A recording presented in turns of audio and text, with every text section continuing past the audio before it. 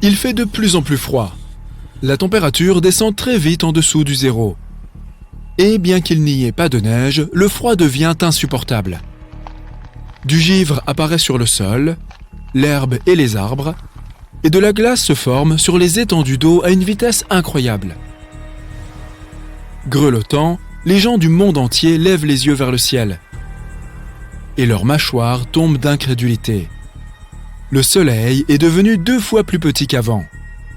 Il ressemble maintenant à une tache lointaine, et il ne sera bientôt plus capable de réchauffer la Terre. Mais le pire, c'est qu'un énorme rocher flamboyant se dirige droit vers les spectateurs horrifiés, et l'impact avec notre planète fera sans aucun doute beaucoup de dégâts. Bon, revenons à notre réalité.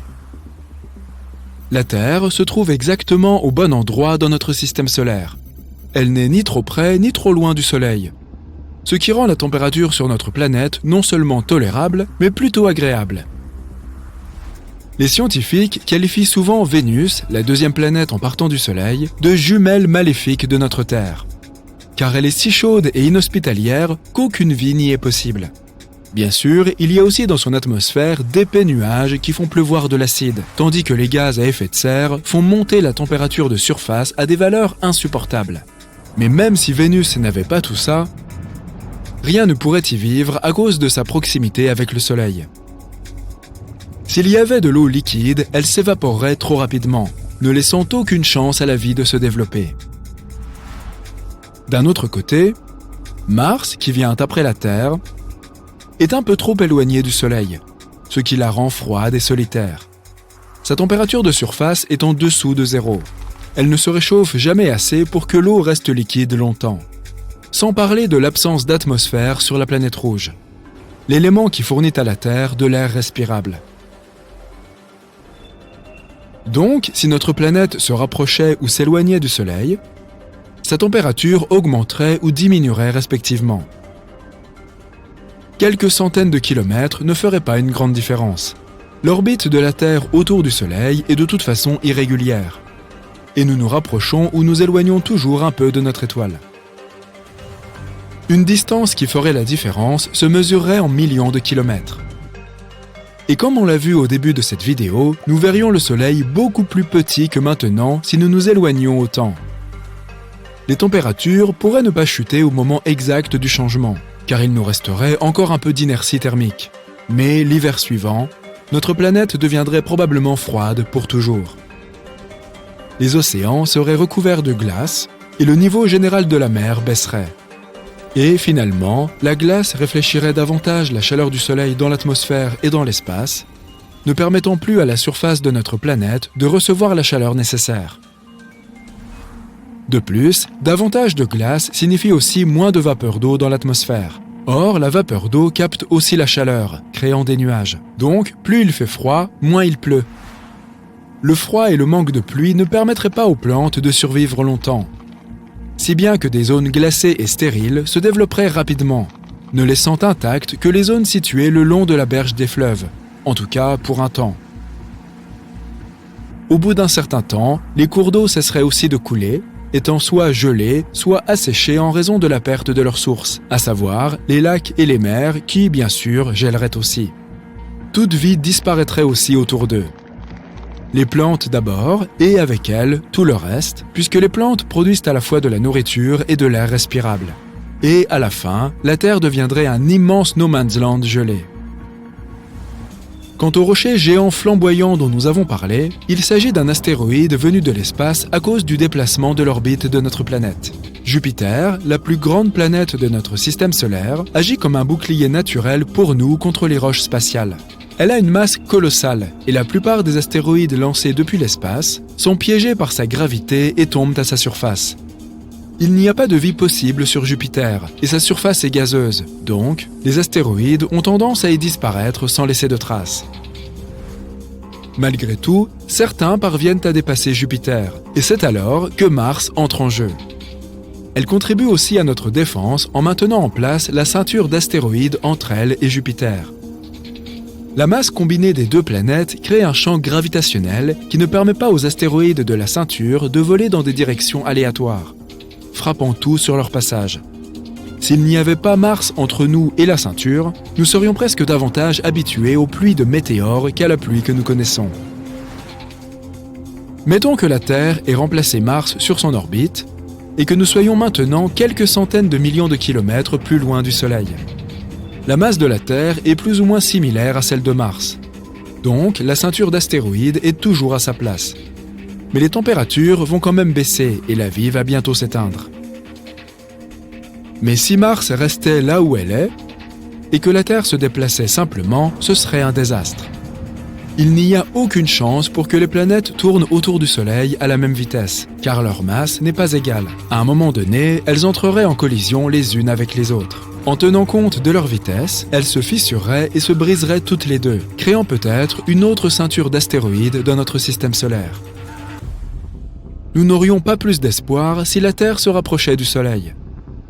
Outre le fait que l'étoile ressemblerait davantage à une boule de feu géante et impitoyable dans le ciel, sa chaleur ferait fondre les glaciers de notre planète, faisant monter brusquement le niveau des mers. L'eau inonderait de grandes parties des continents et une surface croissante de la planète serait recouverte d'eau, ce qui signifie une plus grande absorption de chaleur. Cela entraînerait une nouvelle hausse de la température. De plus, ces grandes masses d'eau s'évaporeraient rapidement, libérant des tonnes de vapeur d'eau et de dioxyde de carbone dans l'atmosphère.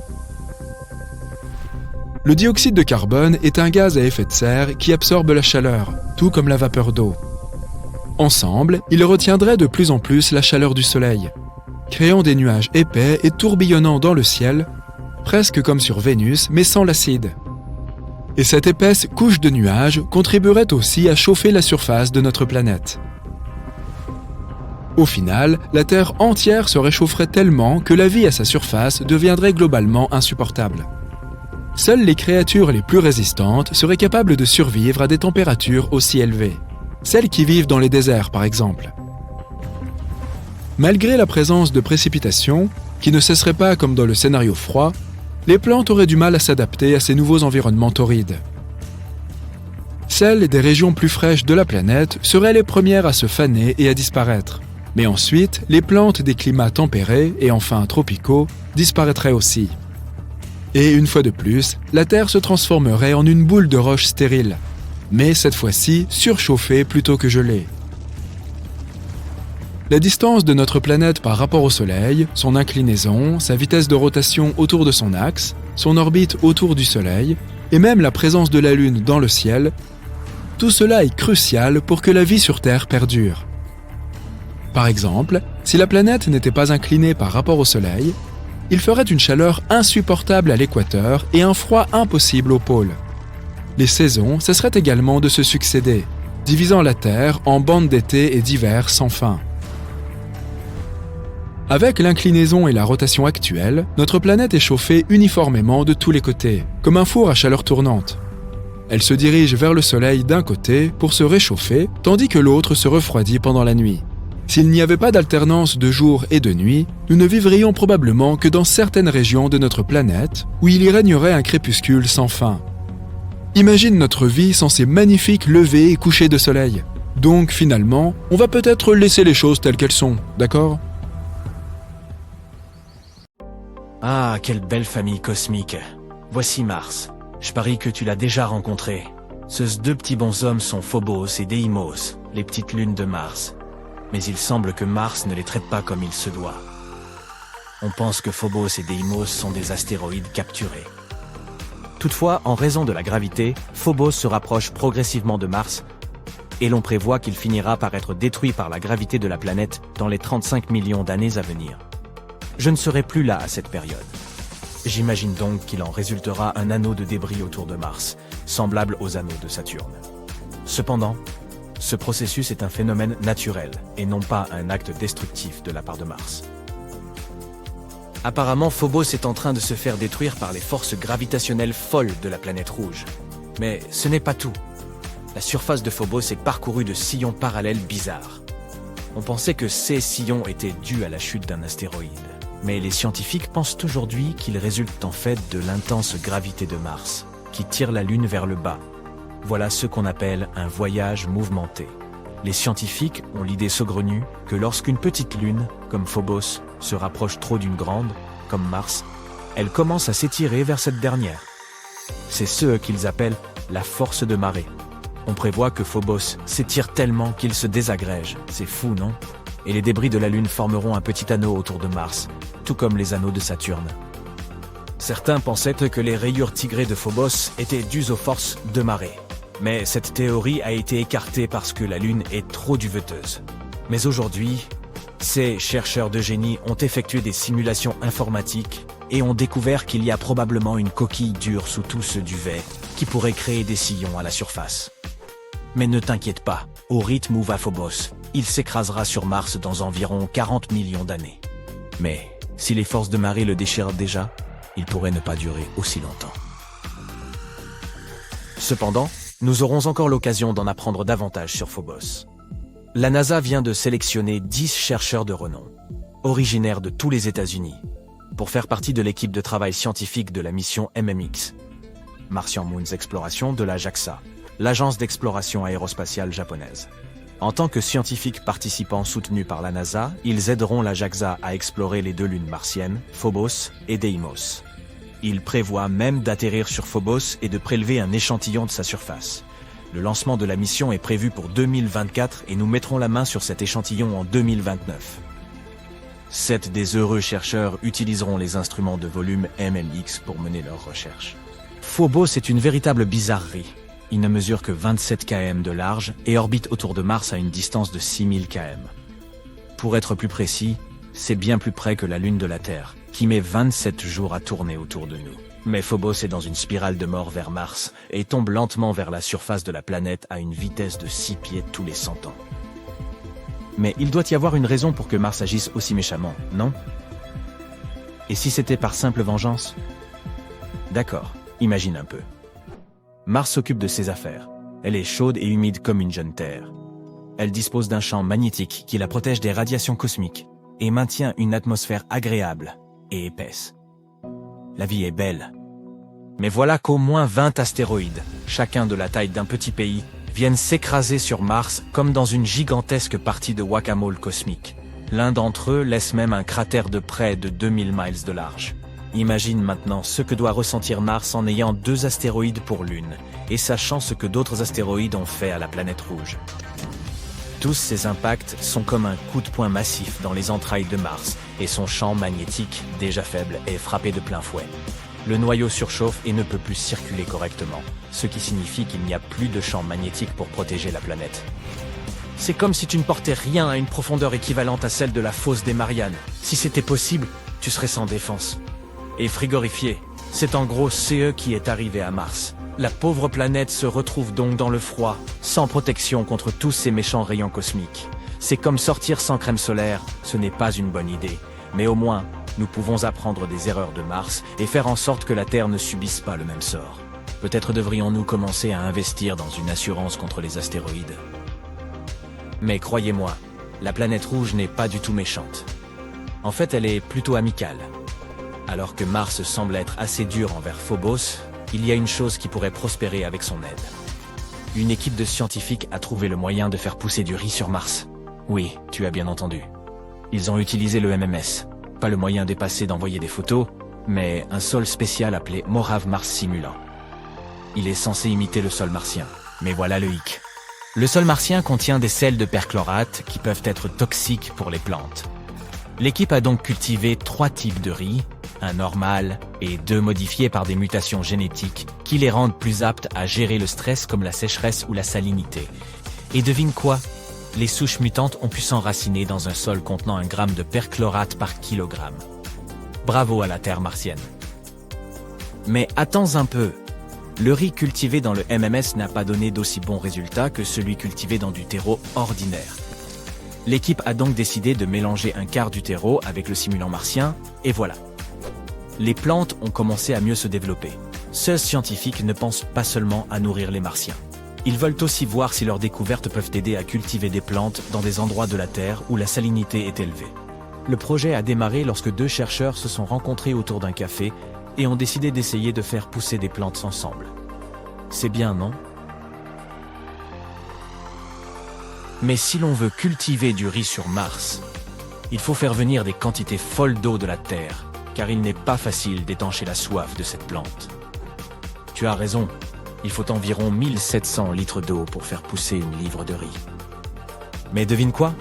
Des scientifiques ont récemment fait une annonce révolutionnaire lors de la Lunar and Planetary Science Conference au Texas. Ils ont trouvé un glacier relique près de l'équateur de Mars. C'est exact, il y a de la glace d'eau sur Mars, même près de l'équateur. C'est une grande nouvelle qui pourrait signifier qu'il y a encore plus de glace juste sous la surface. Il ne s'agit pas de n'importe quel glacier, mais d'un glacier relique dont la longueur est estimée à 6 km et la largeur à 4 km. C'est la taille d'une petite ville. Il présente toutes les caractéristiques d'un glacier, y compris les champs de crevasses et les bandes de moraines.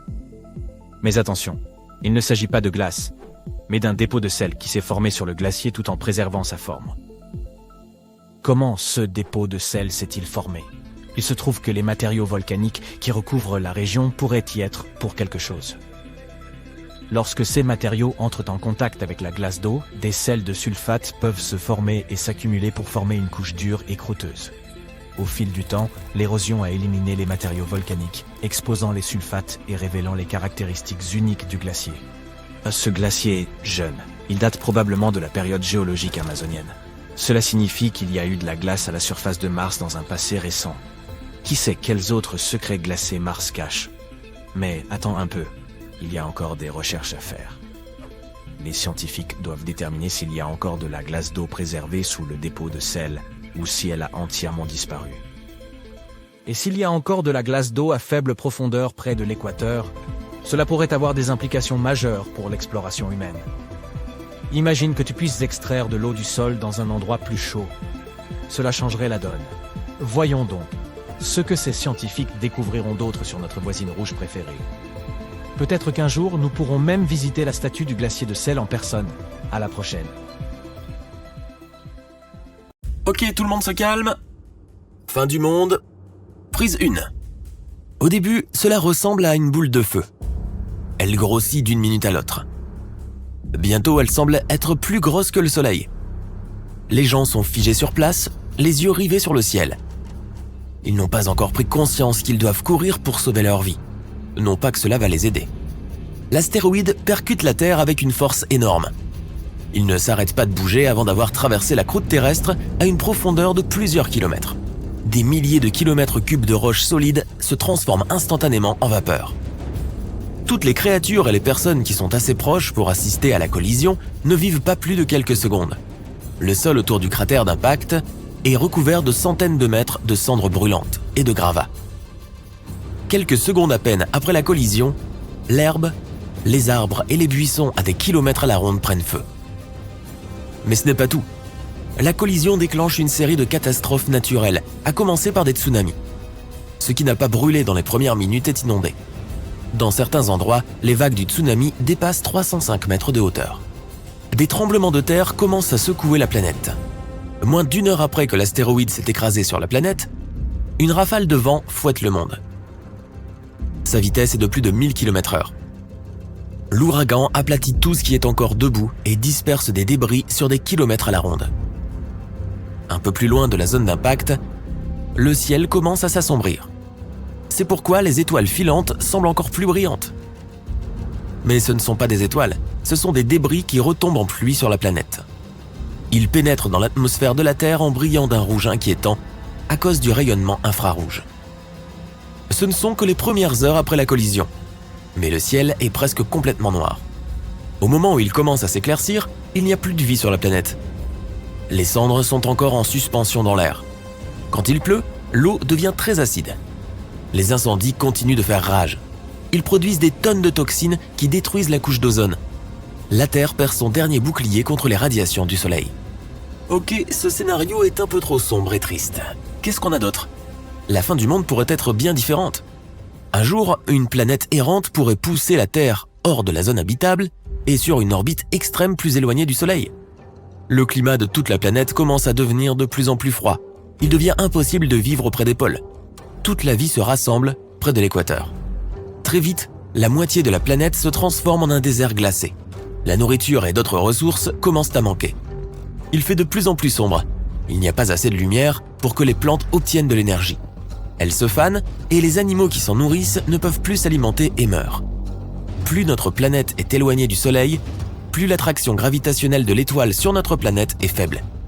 Au final, notre belle planète bleue s'éloigne trop de sa principale source de lumière et de chaleur. Elle se transforme en un morceau de roche sans vie recouverte d'une épaisse couche de glace. Non, cette fin n'est pas très joyeuse non plus. Elle fait même froid dans le dos. Autre chose ? Le Soleil pourrait s'étendre et se transformer en géante rouge. Si cela arrive, ça changera toute la zone habitable du système solaire. Le processus commence quand notre étoile n'a plus d'hydrogène dans son noyau. Cela déclenche plusieurs réactions. Au final, le noyau se réchauffe et devient plus dense, ce qui fait grossir le Soleil. Pendant cette transformation, le Soleil avale Vénus, Mercure et la Terre. L'étoile en expansion engloutit notre planète avant même qu'elle n'atteigne l'extrémité de sa phase de géante rouge. Elle va croître encore pendant environ un demi-million d'années. Dès que la Terre est dans l'atmosphère du Soleil, son orbite change. La planète s'enfonce en spirale dans la chaleur torride de l'étoile. Mais rien ni personne n'est là pour en être témoin. Bien avant cela, le Soleil a fait évaporer tous les océans de notre planète. À la fin, la Terre fond. Ok, ça pourrait être quelque chose de très différent. Partout dans le monde, les gens se réveillent au milieu de la nuit.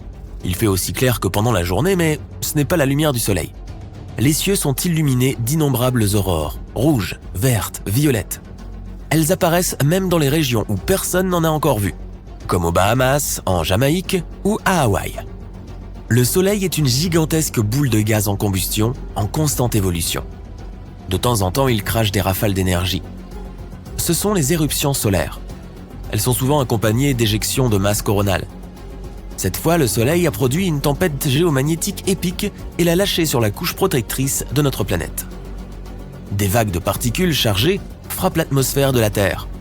Le champ magnétique de la planète n'est pas assez puissant pour l'arrêter. Il cède et la tempête frappe la Terre, causant des ravages. Elle commence par perturber les GPS et mettre hors service les satellites. Ensuite, la tempête perturbe les communications par satellite. Mais l'une des pires conséquences est liée au réseau électrique.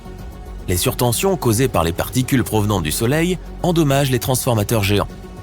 La Terre se retrouve sans électricité pendant des années. Il n'y a pas de lumière, pas d'ordinateur, pas de téléphone, les systèmes d'approvisionnement en eau sont hors service. Il n'y a pas de nourriture dans les supermarchés, il n'y a pas d'électricité et les gens ne peuvent pas redémarrer les réseaux électriques déjà endommagés. La faune sauvage s'empare de la planète, créant une sorte de monde post-apocalyptique. Comme dans certains films, les singes dominent la planète pendant un moment. Ok, quoi d'autre ? Si tu disposais de la vision gamma, tu serais capable de voir des flashs immenses. Ils se produisent tous les jours, éclipsent tout ce qui t'entoure puis disparaissent à nouveau. Ces flashs sont des sursauts gamma. L'un d'entre eux pourrait anéantir l'atmosphère de la Terre. Le flash qui va détruire notre planète est né dans une galaxie lointaine lorsque deux étoiles en effondrement ont fusionné. Il est immensément puissant. Il transporte 10 quadrillions, soit 1 suivi de 16 zéros, fois plus d'énergie que notre Soleil. Lorsque l'explosion se trouve à 1000 années-lumière de la Terre, elle brille déjà autant que le Soleil. L'atmosphère de notre planète essaie de nous protéger lorsque l'explosion s'approche trop près. Mais ce bouclier ne dure pas. Le rayonnement est si puissant qu'il cuit littéralement l'atmosphère. Il crée des oxydes d'azote qui détruisent la couche d'ozone. Sans cette couche, les rayons ultraviolets provenant du Soleil frappent de plein fouet la surface de la Terre. Ils anéantissent le minuscule plancton de l'océan. Or, ce plancton produit entre 50 et 70% de tout l'oxygène de notre planète. Il disparaît donc et bientôt, il y a un grave manque d'oxygène. La vie terrestre disparaît en premier. Ensuite, les créatures commencent à disparaître des mers et des océans. Finalement, la chaleur et les rayons ultraviolets du Soleil transforment la planète en un énorme morceau de roche stérile. Bon, aucun de ces scénarios n'est vraiment réjouissant. Alors gardons la Terre comme elle est, d'accord ? Ou sinon, pourquoi ne pas faire exploser Mars à la place ?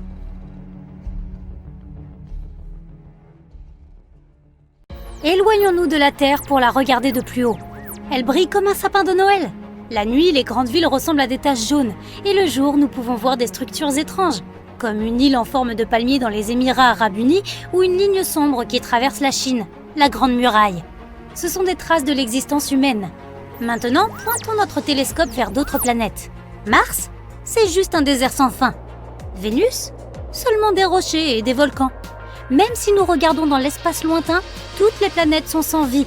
Pas une seule trace de civilisation extraterrestre. Beaucoup de gens pensent que la Terre n'est pas la seule planète où il y ait de la vie. Voici notre galaxie. Il y a des milliards d'étoiles semblables au Soleil. Et voici l'univers observable avec des milliards de ces galaxies. Il y a un nombre presque infini d'étoiles, et près de chacune d'elles, il doit y avoir des planètes habitables. Mais il se peut que nous n'ayons pas trouvé de vie sur d'autres planètes parce qu'elles se cachent justement sous leur surface. Par exemple, il y a Europe, un satellite de Jupiter légèrement plus petit que notre Lune. Sa structure ressemble à un œuf à la coque. Sa surface est une croûte de glace. Mais si on la traversait, on atteindrait un océan d'eau. Jupiter et ses satellites sont très éloignés du Soleil. Il y fait donc très froid, environ moins 170 degrés. L'eau liquide s'y transforme donc instantanément en glace. Mais Jupiter a une forte force gravitationnelle. Cela cause beaucoup de friction à l'intérieur d'Europe et ça réchauffe son noyau.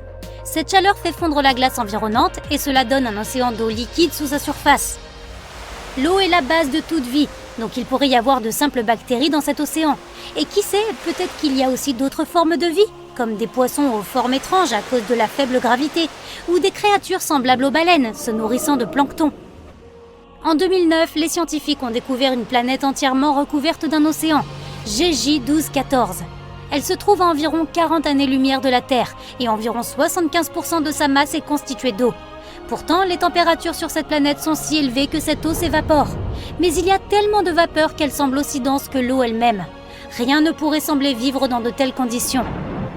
Mais les scientifiques ont récemment découvert au moins 24 planètes meilleures que la Terre et les ont qualifiées de super habitables. Elles orbitent autour d'étoiles lointaines, dans leur zone habitable. C'est la zone située à une distance parfaite d'une étoile pour accueillir la vie. Dans notre système solaire, Vénus, la Terre et Mars sont dans cette zone. Une planète super habitable doit être 10% plus grande que la Terre et avoir une gravité plus forte afin d'avoir une atmosphère plus dense. Une température de 8 degrés supérieure à celle de la Terre rendrait cette planète plus humide et favoriserait le développement d'une variété d'organismes. Ces planètes pourraient accueillir la vie, mais il est difficile de savoir si la vie y est déjà présente. Le principal marqueur qui confirmerait l'existence d'une civilisation avancée là-bas pourrait être les ondes radio. Imagine une planète habitable semblable à la Terre. Au cours de l'évolution, des êtres intelligents y sont apparus. Ils sont plus grands que les humains à cause de la faible gravité et leurs yeux sont adaptés à la lumière d'une autre étoile, beaucoup plus brillante que le Soleil. Tôt ou tard, ces êtres devront utiliser des ondes radio pour communiquer entre eux. Nous pouvons penser à ces ondes comme à des sons puissants venant de haut-parleurs. Voici la Terre. Nous utilisons beaucoup les ondes radio et le bruit provenant de notre planète est assez grave. Si une planète voisine avait des radiotélescopes, de grandes antennes qui captent ces ondes, elle se rendrait compte que la vie s'épanouit ici. Il y a de nombreux radiotélescopes sur Terre qui sont pointés vers l'espace, dans l'attente d'un signal extraterrestre. Mais nous n'avons encore rien reçu. Cela ne veut pourtant pas dire qu'il n'y a pas une planète quelque part dans l'univers qui émette des ondes radio. C'est une question de distance. Faisons un bond de 200 années-lumière vers une autre étoile. Supposons qu'il y ait une planète X hébergeant la vie. La civilisation ici est assez avancée pour utiliser les ondes radio, donc ils émettent une première onde dans l'espace. Nos radiotélescopes ne pourront la capter que 200 ans plus tard. Cela fonctionne également dans l'autre sens. La communication radio n'existe sur Terre que depuis 1895. Notre signal radio n'atteindra donc pas la planète X avant 2095. C'est seulement à ce moment que les extraterrestres entendront notre voix. Mais ce bruit ne dure pas longtemps. Chaque année, notre technologie s'améliore et le bruit que nous faisons diminue. Nous utilisons la communication mobile, la télévision par câble et la fibre optique. Cela réduit le bruit émis par notre planète dans le spectre radio et nous deviendrons même bientôt invisibles pour les autres planètes. Et c'est pareil de l'autre côté. Les ondes radio ne sont donc qu'un petit bip à l'échelle cosmique. C'est pourquoi nous ne pouvons pas affirmer que le silence radio soit une preuve que la vie extraterrestre n'existe pas. Un télescope géant qui pourrait prendre une photo en direct d'une planète possiblement habitée changerait la donne. On zoomerait sur la photo et hop, on verrait des villes extraterrestres avec des immeubles et plein d'antennes. Mais nous ne pouvons pas encore voir si loin. Nous pouvons à peine prendre des photos de Mars et de ses satellites, et même leur qualité nous induit encore en erreur. Prenons par exemple Sidonia, qui ressemble à un visage humain sur Mars. On a pensé qu'une ancienne civilisation avait fait une sorte de sculpture. Des théories plus extravagantes parlaient même des restes d'un géant, et qu'il y avait même un corps entier sous le sable de Mars. Mais en fait, c'était juste une colline. Le vent a créé des creux à cet endroit et avec l'ombre, nous les avons pris pour des yeux et une bouche humaine. Il y a aussi le monolithe sur le satellite de Mars, Phobos. On y a trouvé une roche lisse qui était presque aussi haute que la pyramide de Khéops. Cette découverte a donné lieu à de nombreuses théories sur la civilisation qui l'a construite. Mais il s'est avéré que ce n'était rien de plus qu'un rocher. Le nombre infini d'étoiles et de mondes qui les entourent garantit presque l'existence d'autres civilisations. Alors pourquoi ne viendraient-elles pas sur Terre ? Nous pensons que la vie dans l'univers se développe selon des scénarios similaires. L'émergence de formes de vie simples, suivie de l'évolution et de la naissance de civilisations technologiquement avancées. Mais comme sur Terre, des cataclysmes s'y produisent et provoquent des extinctions massives, comme les météorites.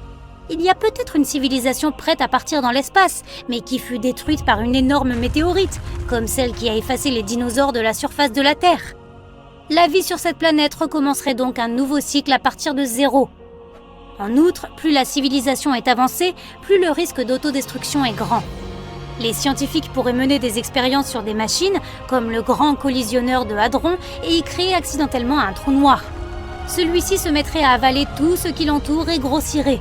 Rapidement, toutes les villes super développées de cette civilisation disparaîtraient, ainsi que toute la planète. Une autre possibilité pour une civilisation super avancée serait de voyager par les trous de verre. Ce sont comme des tunnels situés dans l'espace-temps. Les extraterrestres pourraient voyager à travers sans jamais revenir en arrière. Mais il est aussi possible que la vie sur Terre soit unique, car notre planète s'est formée grâce à plusieurs coïncidences incroyables. La première est l'emplacement de notre système solaire dans la galaxie. Dans la Voie lactée, il y a un feu d'artifice constant de supernovas. Le rayonnement de ces explosions détruit tout ce qui l'entoure sur de grandes distances. Notre système solaire se trouve juste dans la zone de l'orbite galactique où nous sommes à l'abri de ces explosions. Un autre facteur est la Lune. Selon une théorie, il y a environ 4,5 milliards d'années, une météorite de la taille de Mars s'est écrasée sur la Terre. Un impact plus direct aurait simplement pulvérisé la Terre. Et si cette météorite n'avait fait qu'effleurer la Terre, les débris se seraient simplement envolés. Mais cette collision s'est produite précisément de manière à ce qu'une partie de la météorite reste dans l'orbite de la Terre, formant la Lune. Cette dernière a stabilisé la rotation de notre planète et a réchauffé son noyau par gravité. Et c'est là que notre planète a développé un champ magnétique qui nous protège des vents solaires. D'autres scientifiques pensent que la vie extraterrestre pourrait être différente d'un point de vue biochimique. Le carbone et l'eau sont les éléments de base de notre corps, mais le carbone pourrait être remplacé par du silicium ou du phosphore et l'eau par de l'ammoniac ou du méthane. Ces atomes pourraient former des molécules différentes et s'assembler en un organisme vivant. Une vie basée sur de tels éléments ne ressemblerait à rien de ce qui existe sur Terre. Les anneaux emblématiques de Saturne vont disparaître en moins de 2 ans. Bientôt, nous ne pourrons plus voir la grande tache rouge de Jupiter. L'atmosphère de Pluton pourrait disparaître à tout moment. Et l'univers lui-même pourrait être en train de s'évaporer lentement. Mais laissez-moi commencer par le début. Les anneaux de Saturne ne disparaîtront pas pour toujours, du moins pas dans un avenir proche. Mais ils disparaîtront de notre vue, ça oui. Ce phénomène aura pour cause l'inclinaison de la planète dans son orbite autour du Soleil. En conséquence, les anneaux spectaculaires qui ornent cette géante gazeuse deviendront invisibles aux amateurs d'astronomie dès 2025. Cette disparition scandaleuse va se produire parce que les minces anneaux de Saturne vont se déplacer. C'est comme quand on tient une feuille de papier à l'horizontale, parallèle au sol. On ne voit alors plus que son bord. Voilà ce qui est en train de se passer avec les anneaux de cette grande planète. Au fur et à mesure que les saisons progressent, au lieu que le côté sud des anneaux s'incline vers nous, nous commençons à voir leur côté nord. Après ça, la planète s'incline de nouveau et dévoile une fois de plus le côté sud. Une telle traversée du plan des anneaux se produit tous les 15 ans, lorsque notre planète passe dans le plan des anneaux de la géante gazeuse. La dernière fois que ce phénomène s'est produit, c'était en 2009. Par la suite, les anneaux sont peu à peu redevenus visibles pendant plusieurs mois. Cette fois-ci, les anneaux disparaîtront en mars 2025, puis reparaîtront lentement pour disparaître à nouveau en novembre de la même année. Peu après, les anneaux seront à nouveau visibles, d'abord par les plus grands télescopes, puis par tout le monde. Mais dans un avenir plus lointain, ces anneaux pourraient cesser d'exister définitivement. Des astronomes ont affirmé que les anneaux de Saturne, qui sont principalement composés de glace et de poussière rocailleuse provenant d'astéroïdes pulvérisés, sont plus jeunes que nous le pensions. Ils perdent chaque seconde des tonnes et des tonnes de masse. Et il est probable qu'ils disparaissent complètement d'ici quelques centaines de millions d'années tout au plus. Passons maintenant à la grande tache rouge de Jupiter. Cette immense tempête pourrait s'arrêter de faire rage dans les 20 prochaines années. Cette tempête est plus grande que notre planète entière. Elle a été repérée pour la première fois en 1830. Mais des observations datant des années 1600 mentionnaient déjà la présence d'une tache géante sur Jupiter. S'il s'agit de la même grande tache rouge, on peut dire que la tempête sévit depuis des siècles. Si le tourbillon de la tempête est resté aussi puissant, c'est grâce au courant jet de Jupiter, d'une vitesse de 4 à 600 km/h. Mais comme toute tempête, la grande tache rouge ne peut pas continuer à souffler éternellement. Elle se rétrécit depuis un bon moment. D'ici 1 ou 2 décennies, on prévoit qu'elle se transformera en GCR, ou Grand Cercle Rouge. Et qui sait, peut-être se transformera-t-elle plus tard en GSM, ou Grand Souvenir Rouge. À la fin des années 1980, la tempête mesurait plus de 56 000 km de diamètre, soit 4 fois le diamètre de la Terre. Mais lorsque Voyager 2 a survolé Jupiter en 1979, la tempête avait déjà diminué de près de 2 fois sa taille initiale. Et cette réduction se poursuit. En 2017, la GTR s'étendait sur un peu plus de 16 300 km de large, soit moins de 1,3 fois le diamètre de la Terre. Continuons. L'atmosphère de Pluton est en train de subir une étrange transformation. Cette planète naine glacée, située à plus de 4 milliards de kilomètres de la Terre dans la région de la ceinture de Kuiper, a attiré l'attention des astronomes en 2018 lorsqu'elle est passée devant une étoile. Avec une source de lumière aussi puissante éclairant Pluton, les chercheurs ont pu examiner la planète naine et son atmosphère. Ils sont parvenus à une conclusion choquante. L'atmosphère de Pluton se recongèle à sa surface. La planète devient de plus en plus froide. Les astronomes ont utilisé plusieurs télescopes situés en différents points des États-Unis et du Mexique pour observer Pluton et sa fine atmosphère, principalement composée d'azote. Cette atmosphère est alimentée par la pression de vapeur de glace à la surface de la planète naine. Depuis environ 25 ans, Pluton s'éloigne du Soleil. La température à sa surface baisse progressivement. Pluton est actuellement très loin de notre étoile. Mais elle finira par s'en rapprocher. Son orbite est incroyablement vaste.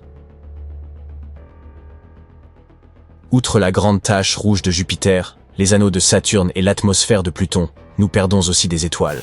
Mais les étoiles ne disparaissent pas, n'est-ce pas? Pendant des milliers d'années, les scientifiques ont cru que les lumières dans le ciel étaient fixes et immuables.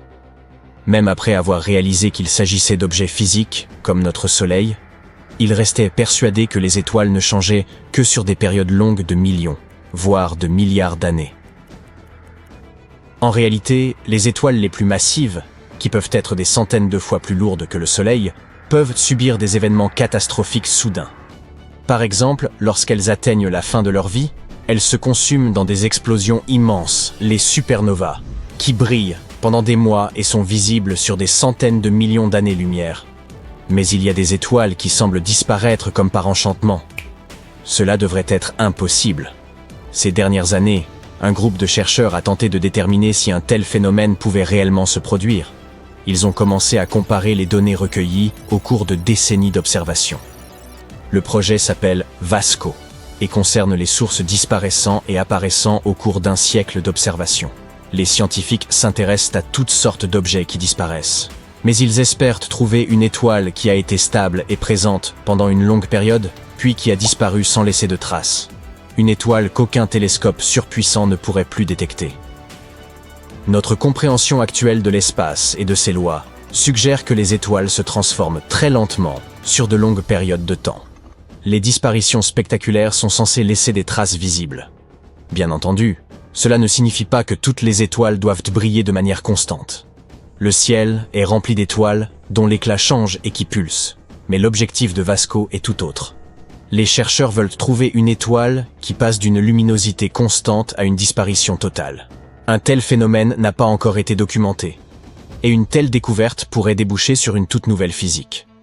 Nous allons maintenant parler de quelque chose de très inquiétant, à savoir de l'évaporation de l'univers.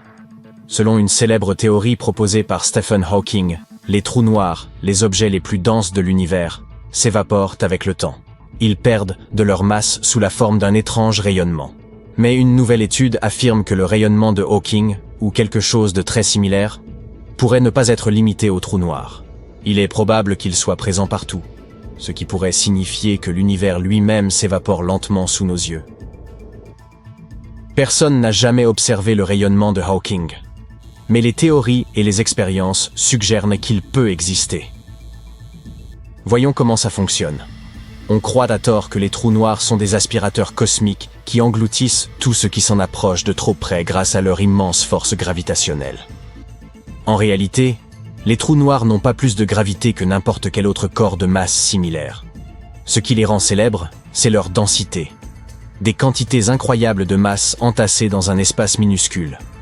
À partir d'une certaine distance, leur attraction gravitationnelle devient si puissante qu'il devient impossible de s'en échapper. Même la lumière n'est pas assez rapide, et c'est ce qu'on trouve de plus rapide dans l'univers. En même temps, tout objet suffisamment massif ou dense peut produire une sérieuse courbure de l'espace-temps. En d'autres termes, l'immense champ gravitationnel de ces objets fait que l'espace-temps s'enroule littéralement autour d'eux. Même si les trous noirs en sont l'exemple le plus extrême, l'espace-temps s'enroule également autour d'autres objets très denses, comme les naines blanches, les étoiles à neutrons et les amas de galaxies. Cela signifie que tout objet super dense et supermassif peut produire une sorte de rayonnement similaire au rayonnement de Hawking. Au bout d'une très longue période, tout l'univers pourrait s'évaporer, subissant le même sort que les vieux trous noirs supermassifs. Si cette hypothèse s'avère exacte, elle modifiera non seulement notre compréhension du rayonnement de Hawking, mais également notre vision de l'univers, de son avenir et du nôtre. Bien des questions restent sans réponse en physique. Comment la matière et l'énergie universelle sont-elles apparues? D'où vient la gravité? La liste est longue. Nous travaillons depuis des années à obtenir des réponses. Une personne mérite d'être mentionnée dans ce contexte. Paramahamsa Tewari, l'auteur de la théorie dite des vortex spatiaux. Qu'est-ce que cette théorie et que nous dit-elle? Des lois cachées de l'univers. Nous allons voir ça. Paramahamsa Tewari est l'ancien directeur exécutif de la Nuclear Power Corporation, en Inde. Il a repris la théorie des tourbillons proposée pour la première fois par René Descartes pour tenter d'expliquer la pesanteur, et l'a finalisée. Tewari a toujours été inspiré par la physique et ses maîtres, et ce depuis l'époque où il étudiait l'ingénierie électrique. Après une étude rigoureuse de certaines lois, il a découvert de nouvelles équations définissant la matière, ainsi que la masse et la charge de l'électron. Il a ensuite élaboré sa théorie des vortex. Cette théorie visait à expliquer certains phénomènes mystérieux, notamment la création de l'électron et des champs d'énergie gravitationnelle, électrostatiques et électromagnétiques, ainsi que d'autres choses. Elle décrit également les 6 lois cachées de l'univers qui sous-tendent notre monde. Mais tout d'abord, voyons cette théorie. La théorie des vortex spatiaux suggère que l'univers est constitué de vortex, ou de réseaux d'énergie tourbillonnants. Et, selon Tewari, ces tourbillons seraient les éléments fondamentaux de l'univers. Ils seraient un peu le moteur des lois de la physique et des principes fondamentaux de notre monde.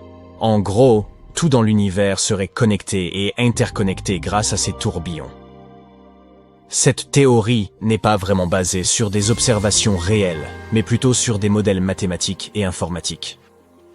Par exemple, certains modèles informatiques ont montré comment ces tourbillons fonctionnent en hydrodynamique et en physique des plasmas. Ils ont montré que les tourbillons dans ces systèmes peuvent avoir un point d'attraction central et être interconnectés. D'autres modèles ont permis d'étudier comment l'énergie se déplace à l'intérieur des tourbillons, en créant différentes fréquences et vibrations. Mais certains experts ont reproché à Tewari de n'utiliser que des modèles et des simulations. La plus grande critique est que cette théorie ne peut pas être réellement testée. Elle repose sur les mathématiques et non sur des données expérimentales. Pour cette raison, elle n'est pas acceptée de manière officielle par les scientifiques. Mais elle est tout de même intéressante et apporte un point de vue unique sur l'univers et notre compréhension de ses lois. Par exemple, selon Tewari, l'univers posséderait des principes cachés qui seraient à l'origine de la création de la matière fondamentale, de son assemblage et de son mouvement. Quelles sont ces lois et que nous disent-elles? Jetons-y un coup d'œil. Loi 1. L'univers ne possède qu'une seule entité primordiale, l'espace, c'est-à-dire le vide absolu, qui structure la matière. Selon cette loi, l'espace est l'élément fondamental de l'univers et il est responsable de la structuration de la matière. Elle suggère que l'espace est l'entité fondamentale qui crée et conserve la structure de la matière, et que toute la matière de l'univers est constituée des mêmes particules fondamentales, comme les électrons et les positrons. Essayons d'exprimer ça avec des mots simples. Imagine que l'univers est comme un grand jeu de Lego. Il serait, tout comme les Lego eux-mêmes, composé de petites briques ou éléments fondamentaux. On appelle ces éléments des électrons et des positrons. Essayons d'exprimer ça avec des mots simples. Imagine que l'univers est comme un grand jeu de Lego. Il serait, tout comme les Lego eux-mêmes, composé de petites briques ou éléments fondamentaux. On appelle ces éléments des électrons et des positrons. Mais qu'est-ce qui retient toutes ces briques? L'espace, bien sûr. L'espace leur donne une forme et une structure. Comme ta boîte de Lego retient toutes tes briques colorées. Cette première loi stipule donc que l'espace est l'élément fondamental qui structure la matière et assure la cohésion de l'univers. Loi 2. La matière est constituée d'une seule sorte de particules fondamentales, les électrons et les positrons. Cette loi stipule que toute la matière de l'univers est constituée des mêmes particules fondamentales, l'électron et le positron. Ce sont les briques de Lego dont nous venons de parler. Selon cette deuxième loi, ces minuscules particules invisibles constitueraient tout, de l'atome minuscule à l'immense galaxie. Quelle que soit la forme ou la taille de notre construction en Lego, elle est toujours constituée des mêmes éléments. Loi 3. La distribution des champs dans l'espace, telle que reconnue par la physique contemporaine, liée à la matière et émanant d'elle, est issue d'un seul champ fondamental dans l'espace.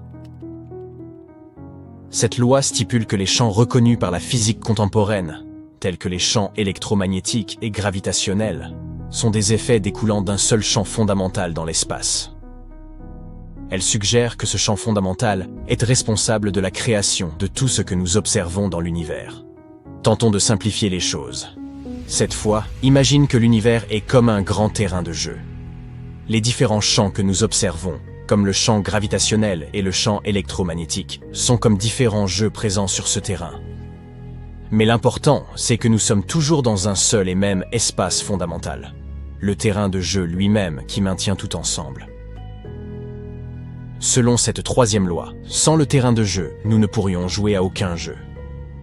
Et sans ce champ fondamental dans l'espace, nous ne pourrions observer aucun champ dans l'univers. Loi 4. Il n'y a de vide dans l'espace nulle part dans tout l'univers, sauf au centre des particules fondamentales de la matière, électrons et positrons. Cette loi stipule qu'il n'y a pas d'espace vide dans l'univers, et que tout l'espace est rempli par le champ fondamental, celui dont nous avons parlé précédemment.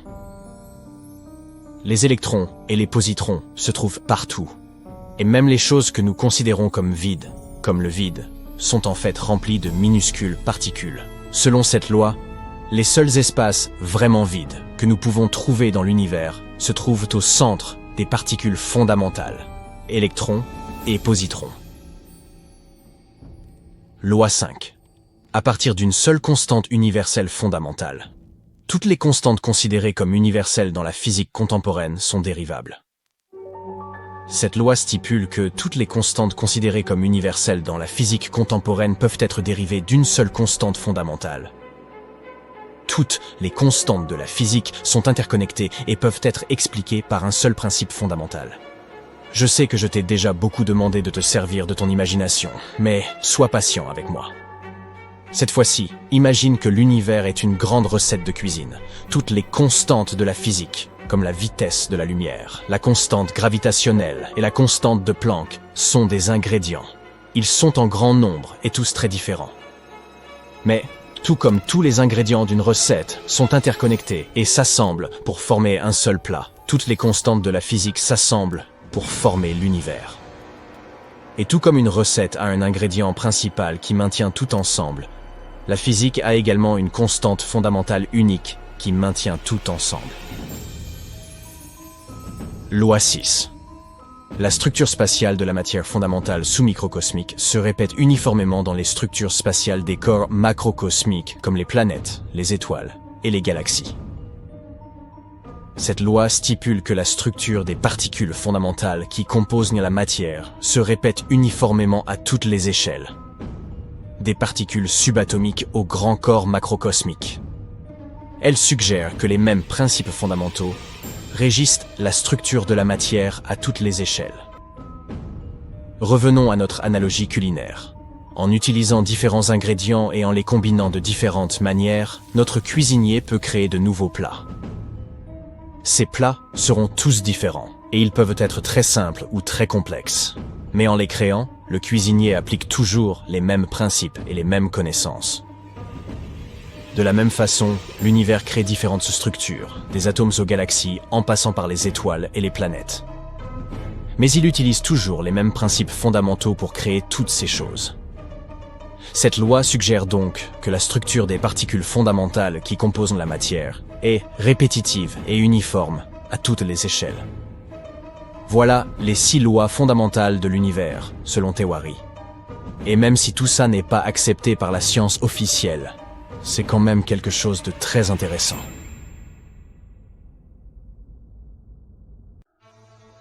Il existe actuellement une chose mystérieuse dans l'espace.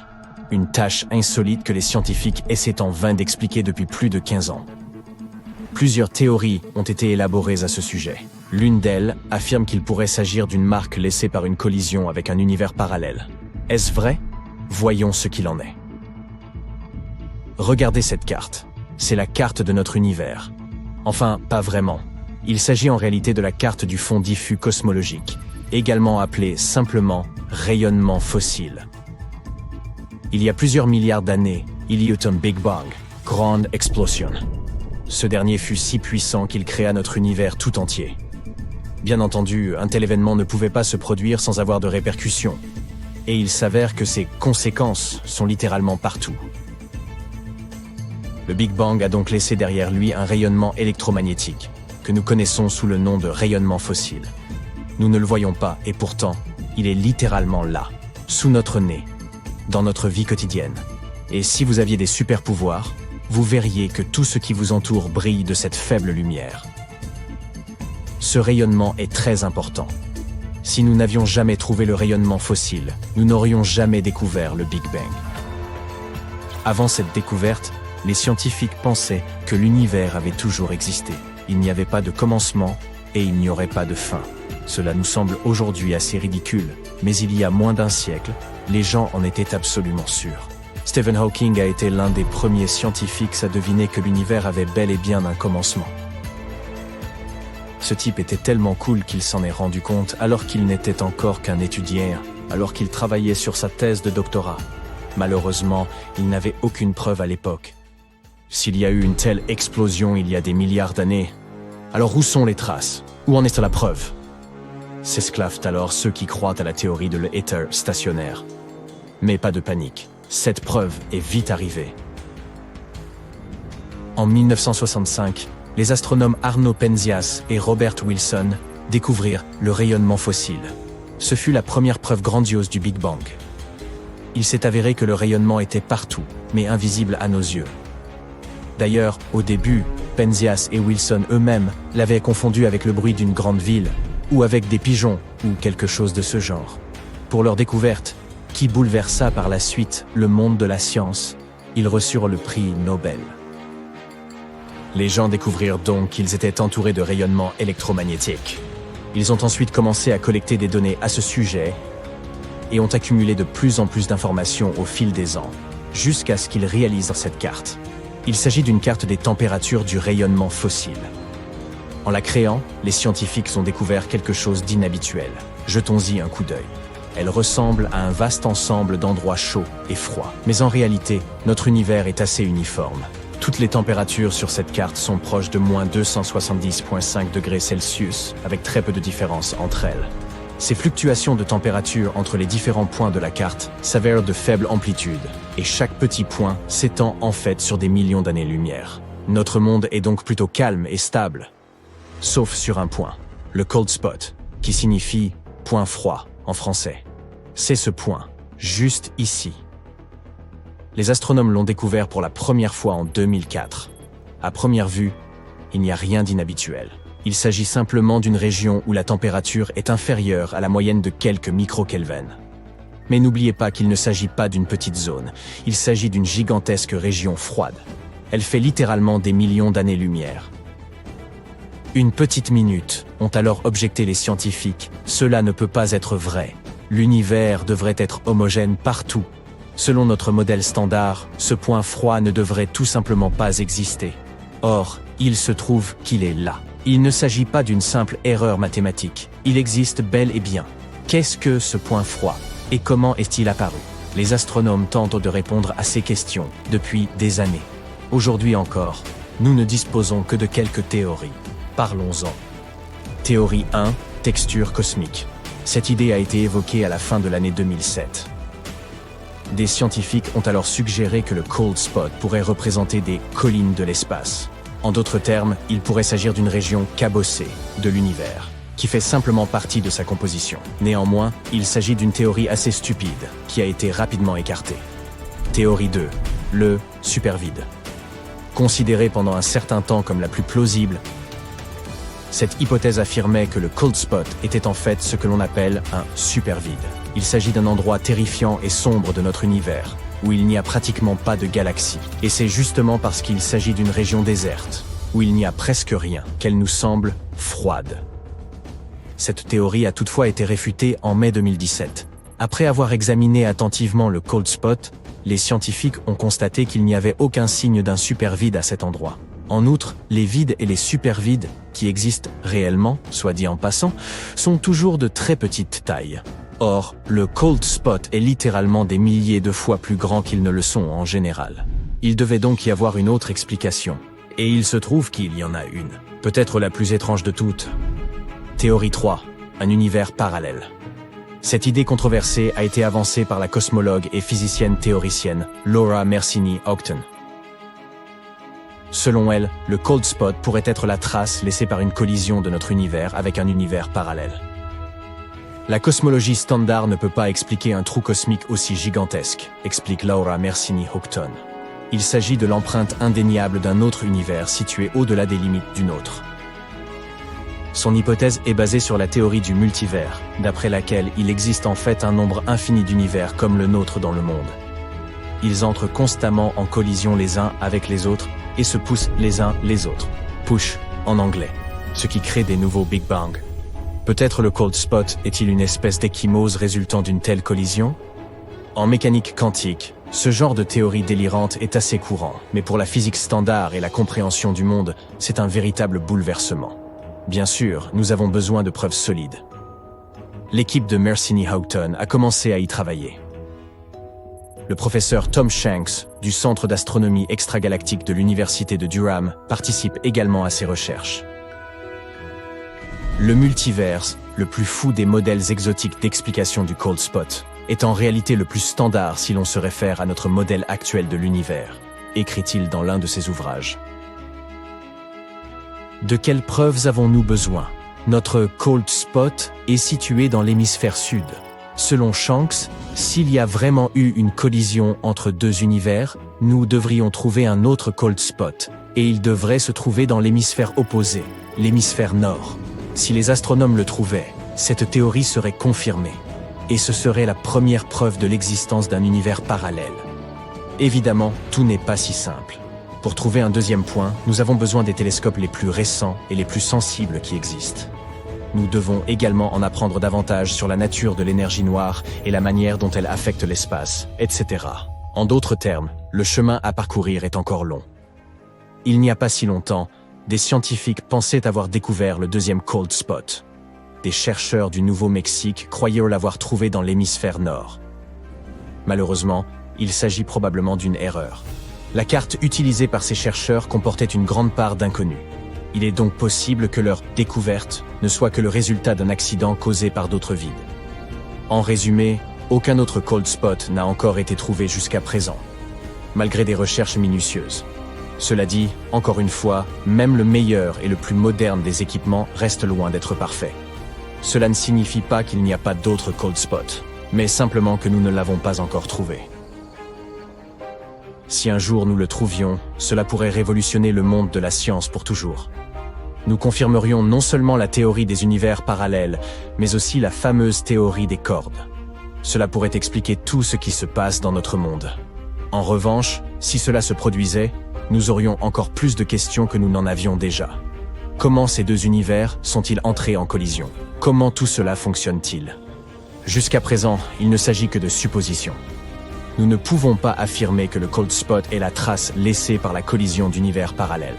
Cependant, nous ne pouvons pas non plus le réfuter. En fait, nous ne connaîtrons peut-être jamais la vérité, mais il est toujours intéressant de la chercher.